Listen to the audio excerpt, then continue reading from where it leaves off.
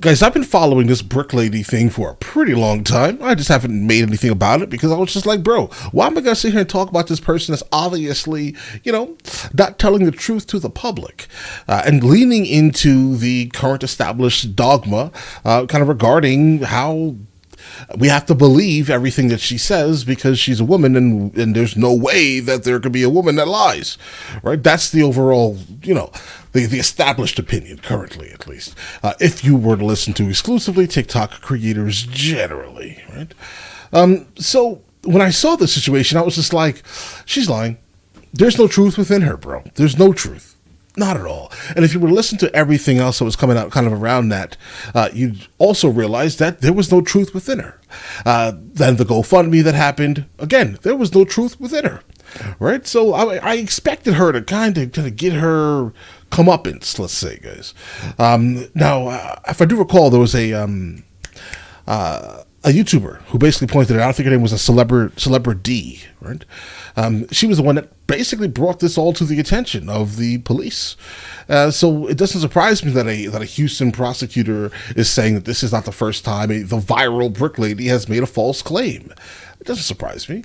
I would like to see what exactly happens. But all right, let's go and check this out. This is a suggestion via Discord, guys. The woman at the center of a viral video who claimed a man threw a brick at her head because she would not give him her phone number is now wanted by Houston police. This story got national attention after that woman live streamed what she claimed was the aftermath on Instagram and started a GoFundMe.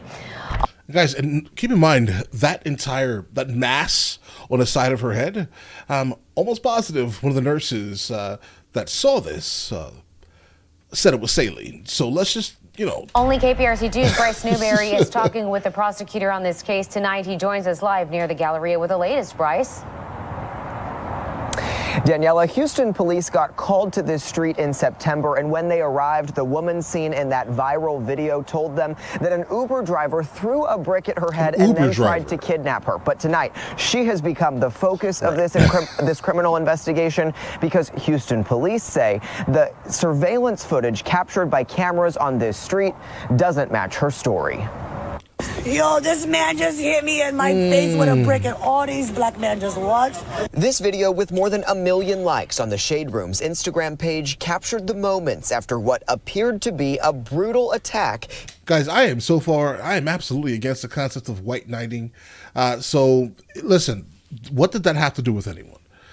Maybe you should have been in that situation, to be honest, if that was the case here. You cannot expect another human being to put their life at risk for you when you probably wouldn't have given them your number, or you probably would have even spoken to him in the first place. Let's just be real here. In West Houston, Y'all gonna let a man hit me in my face? the woman is 33-year-old Rhoda Osman. What have I ever done to anybody in my life to deserve this? Seen here in tears in a hospital gown. She told the detective that responded that she was hit in the head with a brick after she refused to give her phone number to a guy on the street. And was that verified by any of the evidence that detectives looked at? No, that was not verified. Harris County prosecutor Keith Houston says surveillance videos from that early September morning show Osman hitting a man first. So I'll believe it completely. I completely believe it. Also, keep in mind, there have been plenty of videos that also have come out after this year where you see her walking down the street and she put her hands on a man of European descent and said, this is for reparations. Okay? This is who we're talking about here. the one she was the aggressor. She was the aggressor, yes. And it was a water bottle that hit her, not a brick? He did have a water bottle in his hand, and we think that's what left the mark. According to court documents, she asked someone else to launch this GoFundMe for her recovery, raising more than $42,000. But as the story went viral, a blogger on TikTok called police, alerting them to this 2020 GoFundMe, which claimed a vicious assault by a security guard in Minneapolis. Detective Thornton verified with Minneapolis police that there was no assault done at that time. It was completely fictional. Prosecutors allege theft by deception and believe she would have received all that money had the campaign not been shut down. The violence that I have Suffers and September 3rd is just unbelievable. I can't even believe I'm here. They try to leave me for dead. In an Instagram story posted Wednesday, Osman addressed those who have doubted her. I actually have things going on in my life. I actually have real ways to make money. I don't have to get a GoFundMe for money. I actually can earn income because I'm actually educated and I actually am talented. Okay, but for some reason, what you're showing to the world is kind of saying the exact opposite. It's hard to believe, like, any word that comes out of her mouth when it seems like everything is not true. And tonight, a spokesperson for GoFundMe telling KPRC2 GoFundMe has zero tolerance for the misuse of our platform. The fundraiser has been removed from the platform. All donors have been refunded, and Rhoda Osman has been banned from using the platform for any future fundraisers. Maybe she knew that was an option, hence the reason why she asked someone else to sign up for this GoFundMe account. Osman did not respond when I reached out to her on Instagram this evening.